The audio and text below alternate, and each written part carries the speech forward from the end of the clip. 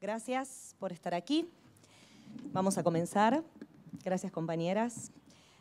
Agradecemos principalmente al Centro Cultural Recoleta por habernos cedido el espacio y a su equipo por el tiempo y la energía que prestaron para hacer hoy esta conferencia con los cuidados y protocolos necesarios que están viendo. Muchas gracias a los medios de comunicaciones locales que están aqui.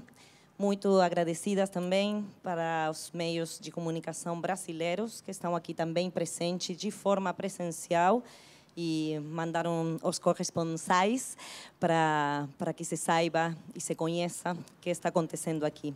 Obrigado também àqueles meios de comunicação do Brasil que estão assistindo esta conferência de modo virtual. Muito obrigado. Muito agradecida a essa gente. É muito importante para nós. Les recordamos que a partir de las 19:30 va a estar subida la conferencia en alta calidad, ¿sí? En nuestro canal de YouTube para que puedan hacer uso del material. Les pedimos, por favor, que recuerden seguir los protocolos de cuidado, tengan los barbijos siempre puestos, cubriendo la boca, la nariz y mentón, y rogamos mantenerse dentro de los espacios asignados en cada medio a fin de mantener la distancia social. Muchas gracias. Telmi. Buenas tardes. ¿Se escucha bien? Sí. Buenas tardes a todos, a todas. Es importante para mí empezar agradeciendo a mis compañeras por este recorrido, por haberme acompañado, al enorme movimiento de mujeres y disidencias, y en este momento particular a Sabrina Cartavia, a Ailín Cruz Rojas, que sin ellas no hubiéramos podido llegar hasta acá. Hoy nos acompañan, me apoya Amnistía Internacional, y presentamos también a mi nuevo abogado, Martín Arias Duval, que va a encargarse de contarles la parte más técnica de cómo se encuentra en este momento el caso. Así que, Martín, te cedo la palabra. Bueno, muchas gracias. Muy buenas tardes a todos y a todas. Brevemente, cómo está planteado el caso en el ámbito jurídico. Como todos sabemos, Telma tomó la decisión de formular una denuncia penal que se hizo en Nicaragua ante el Ministerio Público de Nicaragua. A partir de la denuncia de Telma, el Ministerio Público de Nicaragua envió un pedido de colaboración al Ministerio Público argentino para producir determinadas medidas de prueba en el marco de los convenios de colaboración vigentes entre las fiscalías de Latinoamérica. Dentro del UFEM se recolectaron una serie de pruebas. La Fiscalía de Nicaragua, por su lado, juntó las pruebas que estimaba conducentes dentro de Nicaragua y finalmente concluyó de oficio, y esto es importante destacarlo, que fue la Fiscalía de oficio, concluyó que había mérito suficiente para formular una acusación formal contra Juan D'Artés. Esa acusación formal fue presentada ante la justicia de Nicaragua y un juez, luego de haber evaluado las pruebas que se habían juntado, decidió hacer lugar a la formación o a la iniciación de un proceso penal, y para esto ordenó la captura internacional de Juan D'Artés para que sea llevado a su presencia a fin de que pueda formalmente iniciarse los distintos pasos que prevé el ordenamiento procesal nicaragüense. Paralelamente a esto, también es importante señalar que la organización internacional Interpol decidió colocar una alerta roja respecto del acusado, y esto lo señalo porque no es una decisión que Interpol, digamos, toma porque se lo está pidiendo un país determinado, sino que pasa por un filtro y por un análisis de una junta de especialistas que dependen de la Secretaría General de Interpol. Es un organismo absolutamente independiente de los estados. Y Interpol decidió insertar esta circular roja. Por normativa internacional y por normativa de Interpol, la captura internacional está vigente, la alerta roja está vigente, pero para que se mantenga la vigencia de la alerta roja era necesario que, siendo de conocimiento público que Juan D'Artés se encuentra en territorio brasileño, porque cuando él se entera que se hace la denuncia en Nicaragua, se sustrae a la acción de la justicia y se refugia en Brasil, porque él es de nacionalidad brasilera, la Fiscalía de Nicaragua promueve ante la Suprema Corte de Justicia de Nicaragua un pedido formal para que se autorice el pedido de extradición a Brasil. Ese pedido formal es acogido favorablemente por la Corte Suprema de Justicia de Nicaragua y Nicaragua pide a través de la Cancillería nicaragüense la extradición de D'Artés a Brasil. Esto también es importante que ustedes sepan que hay un ámbito o una faz jurídica y una faz política en el trámite de extradición, porque no solo intervienen los poderes judiciales de los países involucrados, sino también los ministerios de Relaciones Exteriores. Y todo trámite de extradición es un trámite que tiene sus formalidades y que lleva su tiempo. Este proceso o este trámite de extradición está en curso y sin perjuicio de que se mantienen vigentes las alertas rojas, se mantiene vigente la orden de captura y se mantiene en curso el trámite de extradición, en conocimiento de que por manda constitucional, la Constitución de Brasil determina que Brasil no puede extraditar a sus nacionales, pero sí autoriza el ordenamiento jurídico brasileño y en especial el Código Penal de Brasil, el juzgamiento de los brasileros por delitos cometidos en el exterior, siempre que se encuentren dentro del territorio brasilero al momento de la conformación de la causa, el Ministerio Público Fiscal de Brasil inició una actuación de oficio también. Y al haber iniciado la actuación de oficio, pidió nuevamente colaboración a través de la justicia argentina, a través de un exhorto internacional que se libró desde Brasil hacia la Argentina, para que en Brasil pudieran estar a disposición de la justicia las pruebas que se habían colectado a través de la UFEM y que habían sido enviadas en su momento a Nicaragua. Esas pruebas fueron enviadas a Brasil y una vez analizadas por el Ministerio Público brasilero, consideraron que había mérito suficiente para iniciar un proceso penal en Brasil contra Juan D'Artés por los hechos ocurridos en Nicaragua y que habían sido oportunamente denunciados por Telma, y presentó en el día de ayer una acusación formal contra Juan D'Artés que se encuentra ahora a resolución del juez interviniente. Esto es más o menos el estado en el que se encuentran las actuaciones. Y esto me parece también importante terminar diciendo que esto no implica que el pedido de captura internacional y la alerta roja se levanten, ni que Nicaragua desista del pedido de extradición, pero sí permite que si un juez, el juez que esté interviniendo en este caso, considera que el Ministerio Público Fiscal de Brasil tiene razón en cuanto a que existe mérito para que D'Artés sea juzgado, abra formalmente el proceso y convoque a las partes a una audiencia para que hagan valer sus posiciones y finalmente se tome una decisión definitiva al respecto. Esto es todo lo que quería contarles yo respecto del estado de las distintas causas judiciales y la intervención de distintos países en este proceso. Muchas gracias. Bien, ahora... Aló. Vamos a compartir un comunicado que escribimos desde Actrices Argentinas con las compañeras Cecilia Roth y Dolores Fonsi. Hola, buenas tardes. El 11 de diciembre de 2018, haciendo cuerpo colectivo, Actrices Argentinas acompañó la denuncia penal de Telma Fardín contra Juan D'Artés por la violación sufrida durante una gira de trabajo 9 años antes, en Nicaragua, siendo ella menor de edad. De inmediato supimos que este caso era mucho más que una historia particular. Era la historia de miles de víctimas. Nuestra unión abría la posibilidad de empezar a hablar para transformar un sistema que históricamente nos ha silenciado, naturalizando el abuso, la violencia y la impunidad de sus perpetradores. Hoy estamos acá otra vez, para hacer pública esta victoria, corroborar que a pesar de los innumerables obstáculos, este es un camino que para las mujeres y disidencias de América Latina no tiene vuelta atrás. Esta causa siguió adelante por el coraje de nuestra compañera y porque tuvimos y tenemos la certeza de que a la injusticia se la enfrenta juntas y organizadas. Y porque desde nuestro movimiento nunca dejamos de trabajar, no solo en este caso, en muchos otros que de la enorme ola que devino después de la visibilización del tema. Por dar solo un ejemplo de los efectos de no callarnos más, después de la denuncia de Telma, consultas al programa Víctimas contra la Violencia aumentaron un 1.240% en 24 horas. Un programa del Ministerio de Justicia y Derechos Humanos de la Nación que registra miles de víctimas de abuso sexual por año, de las que el 65% es menor de edad. Hoy asistimos a un triunfo. El Ministerio Público de Brasil formuló acusación formal contra Juan D'Artés.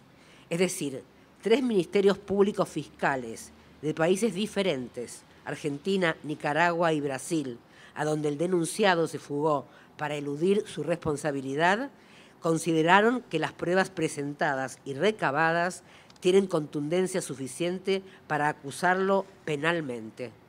Un recorrido que está sentando jurisprudencia internacional. Nuestro objetivo es la verdad, y este avance en la causa es en sí mismo reparador. Insistimos en señalar que el camino de la víctima es cruel y complejo. Sumado al trauma y los costos que implica económicamente desde el momento en que se atreve a denunciar, su vida cotidiana se ve expuesta y limitada.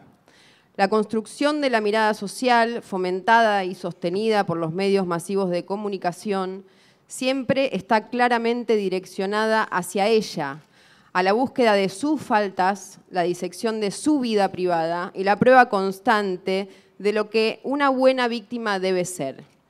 La deslegitimación está a la orden del día.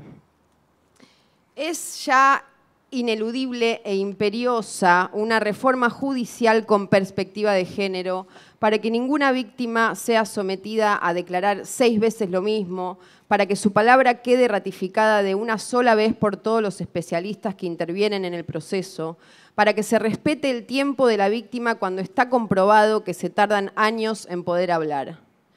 El camino institucional que proponen nuestras sociedades frente a la violencia sexual es la intervención del sistema penal actual con sus innumerables fracasos y modalidades de disciplinamiento patriarcal. Frente a los que los denunciantes y aquellas personas que se atreven a testificar en su favor se encuentran inermes, sin armas. Como le sucedió a la actriz Calu Rivero, la primera que decidió denunciar públicamente los abusos de que había sido objeto por parte de D'Artés y tiene que seguir afrontando una demanda en la justicia civil por parte de su abusador, que además es prófugo de la ley, o a nuestras compañeras Natalia Juncos y Anita Co, acosadas y abusadas por el mismo sujeto en el ámbito laboral. Buscamos que nuestras experiencias de violencia sean reconocidas y valoradas, libres de estereotipos de género. El caso de Telma es a la vez la regla y la excepción. Muchos sobrevivientes de abuso han pasado por esto, pero pocos cuentan con su relevancia pública e interés mediático o el respaldo de Amnistía Internacional. Sabemos que la inmensa mayoría de las causas por violación quedan impunes, de hecho, el 1% obtiene una condena. Por eso, mientras reivindicamos el derecho a la verdad, más allá de los tiempos de prescripción de las causas, necesitamos una justicia respetuosa de los derechos humanos y desarrollar mecanismos de reparación efectivos para que aquellas personas que hayan padecido estos hechos aberrantes puedan sentirse reconocidas y acompañadas en lugar de juzgadas y estigmatizadas. Se hace urgente prevenir estas violencias, se hace urgente que el Estado provea mayores recursos para la atención de la víctima, se hace urgente la implementación de protocolos para que podamos vivir y trabajar en ámbitos seguros, libres de acoso y abuso. Tenemos la obligación histórica, política y social de que así sea. Muchas gracias.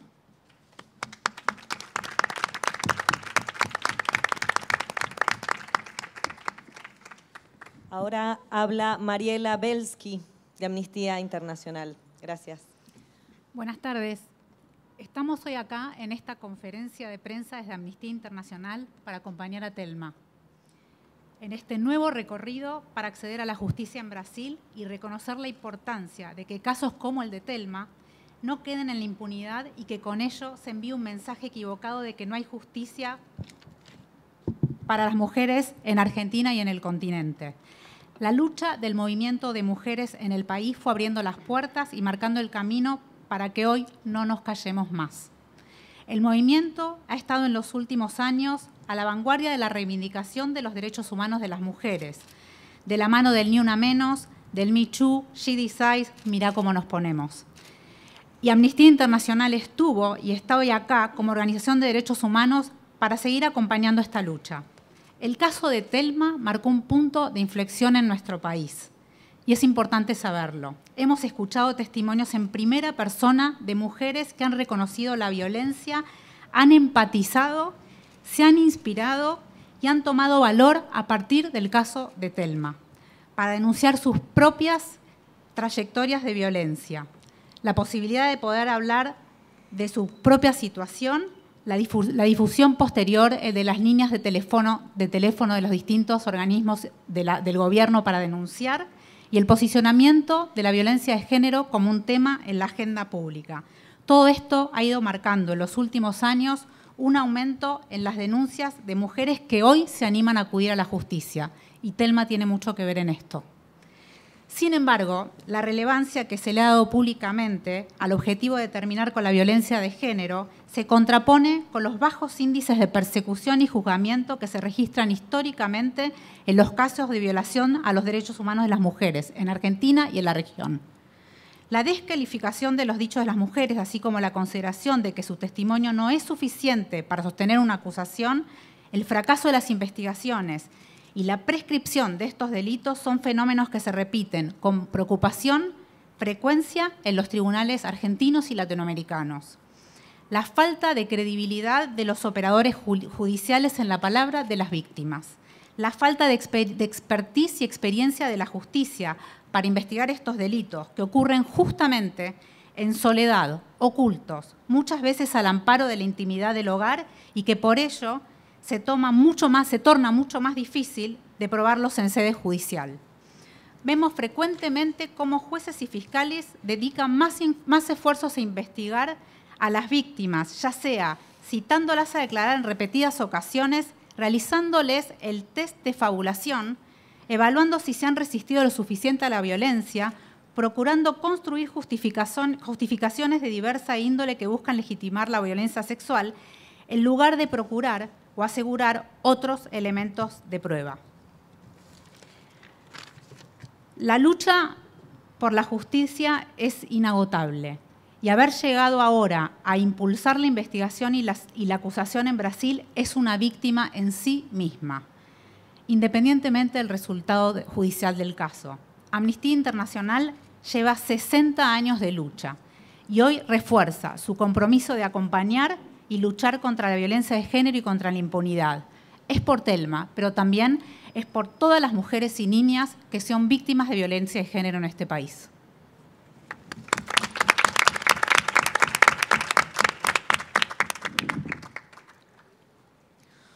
Bueno, para cerrar me parece fundamental hablar en relación a que este caso es el caso que tenemos visible y que nos sirve como caso testigo, pero que son muchísimas las mujeres y disidencias que atraviesan una situación como esta y que no tienen el respaldo que afortunadamente tengo. No sé si podemos llamarlo lugar de privilegio, pero sin dudas poder tipificar, reconocer el tipo de violencia al que una fue sometida y además conseguir el apoyo no solamente del movimiento de mujeres, de mis compañeras, sino también de las instituciones. Me parece que tiene que ser sin dudas un faro para todas esas mujeres que hoy están del otro lado y que se están animando a denunciar la violencia y que sin embargo no consiguen una respuesta en los espacios judiciales. Y creo que también es un momento clave para cambiar el lugar que ocupamos las víctimas en la sociedad, cómo se las concibe, cómo se nos concibe. Claro que hay que reconocer la categoría de víctima porque a partir de eso es que una puede procesar aquello que sucedió, pero es fundamental que como sociedad dejemos de estigmatizar ese lugar. No puede ser que seamos nosotras las perseguidas, no puede ser que el Estado no esté a la altura y no dé una respuesta y que seamos nosotras las que tenemos que, desde el movimiento, impulsar que se generen los cambios. Entiendo que siempre llegan las instituciones un poco más tarde que el avance de la sociedad, pero es momento de que todos, todas, la justicia, el Estado, la sociedad, los medios de comunicación, entendamos cuál es ese lugar que debemos asignarle a la víctima o como quiera ser nombrada, víctima, denunciante, sobreviviente. Me parece que tenemos que asumir ese compromiso entre todos y todas, si no va a ser muy difícil que podamos seguir rompiendo el silencio si la idea es perpetuarnos en el lugar de víctimas con una historia de vida totalmente ligada a ese hecho y a la vida de nuestro abusador. Son ellos quienes deben ser perseguidos y juzgados y no nosotras, nosotros, nosotres, porque todos, todas, todes somos víctimas de diferentes violencias. Por supuesto hablamos en términos de mujeres porque sin dudas estadísticamente somos quienes más expuestas estamos. En la pandemia vimos cómo eso se incrementó brutalmente y sin embargo no conseguimos una respuesta sólida por parte del Estado que prevenga el tipo de violencia, los tipos de violencia a los que somos sometidas. Y creo que este caso también nos muestra muy claramente cómo la idea pregnó de abajo hacia arriba, desde el movimiento de mujeres, desde la organización social y colectiva, como respuesta a la falta de respuesta de las instituciones. Nos organizamos y hoy por hoy tenemos el apoyo, en este caso en particular, pero que sirva para que muchas otras puedan ver que es un recorrido posible. Y hoy tenemos el apoyo no solamente del movimiento de mujeres y disidencias, sino también de las instituciones, de 3 ministerios públicos fiscales. No me quiero olvidar de nada, pero también vamos a abrir a preguntas. También decir que es un momento en el que claramente estamos sometidas a un refuerzo de violencia por parte de los sectores más reaccionarios que no quieren que cambie el status quo y que a eso respondemos desde este lugar. Nos invocan a que vayamos a la justicia, acá estamos, seguimos haciendo ese recorrido, seguimos unidas y que sea claro que no vamos a retroceder a pesar de que nos estén amedrentando, a pesar de que hay un recrudecimiento, un backlash en respuesta a esta organización que hemos logrado de forma colectiva y que esto que estamos haciendo es para todas las que estamos, pero sin dudas para todas las que siguen después de nosotras, y que dejamos nuestro granito de arena, plantamos esta bandera para seguir conquistando derechos porque realmente creemos que conquistar soberanía sobre nuestros cuerpos, sobre nuestras historias y poder historizar, poder dejar plasmada nuestra palabra es lo que permite que construyamos una sociedad más justa.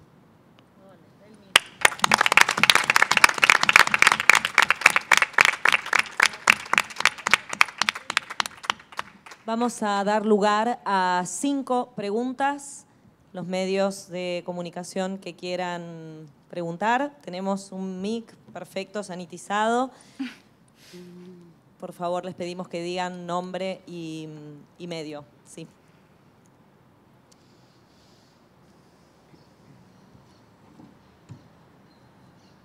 Alejandra Quevedo, de C5N.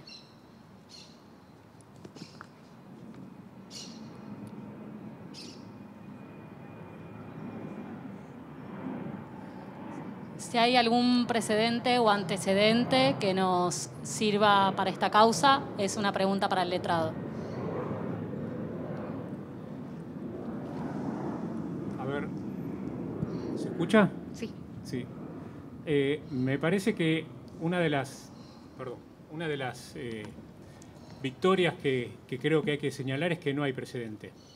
O por lo menos no conocemos un precedente en que de oficio el Ministerio Público de Brasil haya formulado una acusación formal por un hecho de estas características, sabiendo que el prófugo de la justicia nicaragüense se encuentra dentro de su territorio y que hay un pedido de extradición en trámite. Lo normal y habitual es que se espera la finalización del trámite de extradición, que Brasil rechace, como probablemente suceda por la nacionalidad del imputado, rechace el pedido de extradición y ofrezca juzgarlo en territorio brasileño conforme las leyes brasileras. Acá sucedió algo que es inédito, que es que el Ministerio Público Fiscal de Brasil tomó la decisión de oficio. De oficio quiere decir sin petición de parte. Tomaron la decisión de presentar esta acusación formal. Y eso, independientemente del resultado, como señalaba recién Mariela de Amnistía, es un éxito en sí mismo. Y nos alienta a seguir adelante con todo esto. Siguiente pregunta. Y para Telma también, ¿hasta cuándo va a tener fuerza para continuar con todo esto? mientras sigamos así de unidos, unidas, organizadas, tengo carretel para rato, pero sobre todo por esto, porque me doy cuenta de la importancia que se le da a mi voz e intento estar a la altura porque no es mi voz, sino que es la voz de muchas y tratar de aprovechar este lugar para ser amplificadora de una realidad, lo siento con pasión y como una responsabilidad porque son muchas las voces que lamentablemente no escuchamos y que están silenciadas. Si a mí se me pone un micrófono adelante, lo seguiré usando para hablar de la temática. Siguiente pregunta.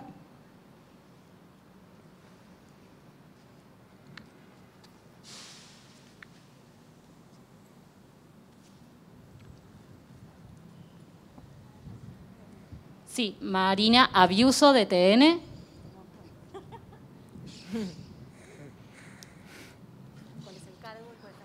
¿Cuál es la carátula para la acusación y cuál es la pena máxima? Bueno, se trata de los mismos hechos. En Brasil el delito se denomina jurídicamente estupro agravado.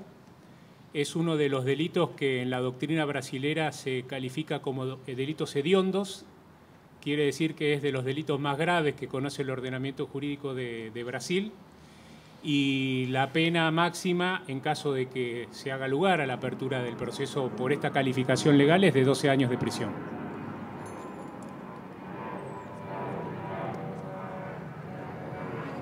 Siguiente pregunta. Bárbara Constinanza, de La Izquierda Diario.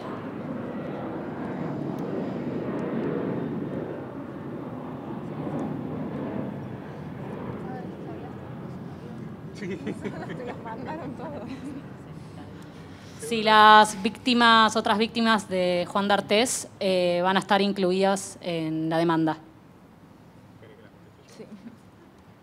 Por ahí es importante contar que Calu sigue enfrentando un proceso civil. Sí. Bueno, como se decía recién, todos sabemos que Calu sigue enfrentando un proceso, por un lado, aquí en la Argentina, una demanda que le hizo el acusado, Juan D'Artés, y por otro lado, nosotros queremos ser muy respetuosos con la justicia brasileña y nosotros sabemos que este tipo de procesos en Brasil se califica como procesos secretos.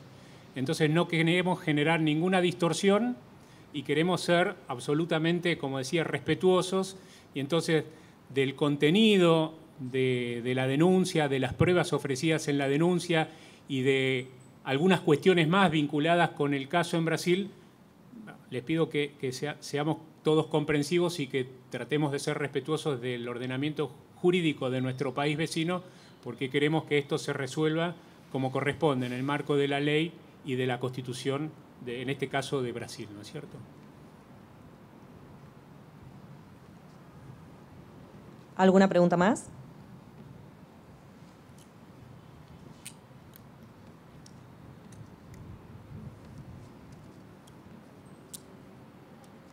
Ahí cerramos. Última pregunta, entonces. Perfecto. ¿Cómo sigue el proceso ahora en Brasil? Preguntan acá de UOL, periodista de UOL.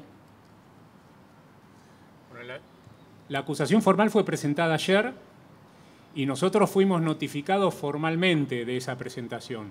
O sea, nosotros tenemos la información de la Fiscalía que está interviniendo, quiénes son los representantes del Ministerio Público que intervienen en el caso, del juzgado que está interviniendo, y de algunos datos vinculados a la denuncia. Ahora el juez tiene que analizar esa presentación del Ministerio Público y decidir si considera que para él hay mérito suficiente para la apertura formal del proceso sobre la base de esta acusación. Por lo que sabemos, es una resolución que puede demorar un tiempo, pero no demasiado tiempo, y tenemos que esperar a ver cuál es la decisión del juez. Una vez que el juez decida, si el juez decide hacer lugar a esta acusación y convocará a las partes para oírlos, recibirá la prueba y dictará su veredicto final. Sí, también pregunta quién es el magistrado de la causa. si nos pueden indicar. No, ese es otro dato que nosotros, por una cuestión de prudencia, por el momento y hasta que sea también notificado el acusado, preferimos guardarlo. Bueno, y última pregunta de Alfredo Simón, TV Pública. Si para Telma temés que el caso quede impune. Me parece que lo que tenemos que poner en valor es el camino recorrido, justamente porque cuánto más se le puede pedir a este caso y a los casos en general, cuando sabemos que muchas veces no se contempla el tiempo de las víctimas en el espacio judicial, muchas veces los casos prescriben, es el caso de Anita, es el caso de Calu, es el caso de Nati Juncos, ellas no tuvieron el paraguas dentro de la justicia para poder dejar asentada su palabra, yo sí, y en ese recorrido creo que la gran respuesta que dio la sociedad, ese enorme dominó, esa cadena que se armó entre aquel día que Calu se animó a romper el silencio, siguió Anita, siguió Nati, seguí yo y a partir de esa conferencia de prensa, la amplificación que tuvo, el nivel de identificación que generó en la sociedad, me parece que eso de por sí quita la sensación de impunidad. Ahora, a pesar del recorrido social, también hicimos un recorrido, estamos haciendo un recorrido de conquista, como decía Mariela, es en sí misma una victoria que un tercer país tome la decisión de acusarlo de oficio, no tuve que ser yo quien se presentara y creo que esa es una demostración de cuánto contenido de prueba contundente hay para acusar a esta persona.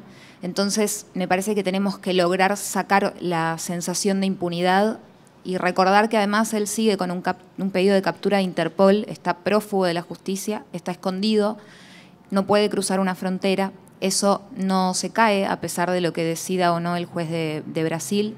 Entonces, creo que es una victoria en sí misma esta instancia.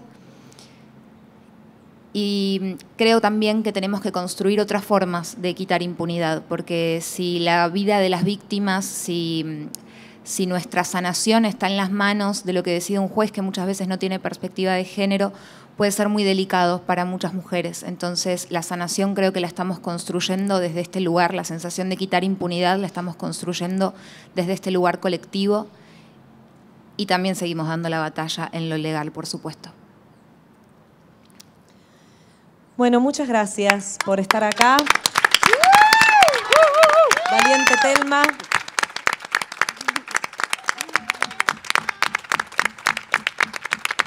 Con sus palabras damos por finalizada la conferencia. Agradecemos nuevamente al Centro Cultural Recoleta, gracias a todo el equipo técnico, mucho amor, mucha paciencia, los medios de comunicación por la cobertura, muchas gracias también.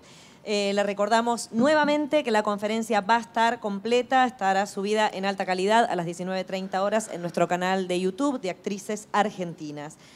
Por razones sanitarias, en esta oportunidad no se darán entrevistas a la salida de la conferencia. Les rogamos salir de manera ordenada, dejando distancia entre los medios de comunicación presentes y cumpliendo los protocolos con la responsabilidad que tenemos que tener todos en este momento. Muchísimas gracias. Gracias.